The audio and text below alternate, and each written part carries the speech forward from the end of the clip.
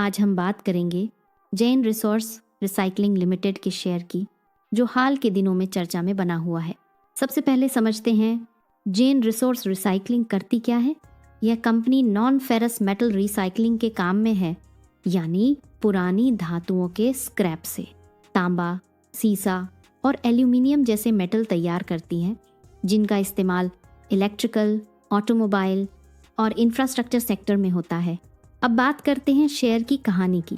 Jain resource recycling का IPO 232 के price पर आया था और लिस्टिंग के दिन यह शेयर लगभग 265 के आसपास लिस्ट हुआ, यानी निवेशकों को शुरुआत में ही फायदा मिला।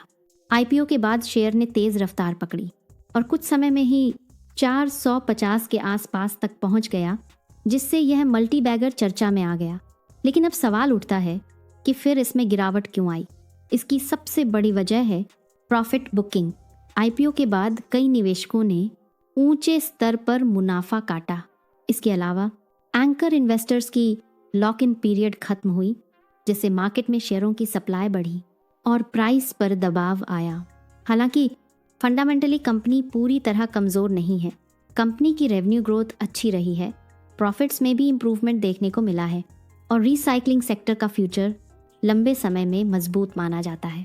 लेकिन यह भी सच है कि इस शेयर का वैल्यूएशन थोड़ा महंगा लग रहा है, जिसकी वजह से शॉर्ट टर्म में वॉलेटिलिटी बनी रह सकती है।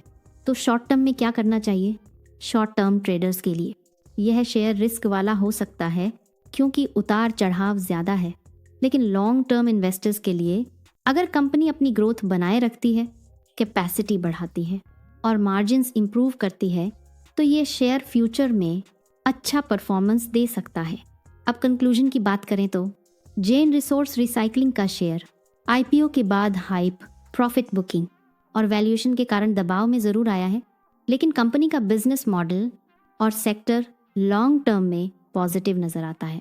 यानी शॉर्ट टर्म में सावधानी ज़रूरी है और लॉन्ग टर्म में फंडामेंटल्स पर नज़र रखना सबसे अहम है। अगर आपको ऐसी साफ सुथरी और बिना झूठी हाइप वाली मार्केट न्यूज़ पसंद आती है, तो चैनल को सब्सक्राइब ज़रूर करें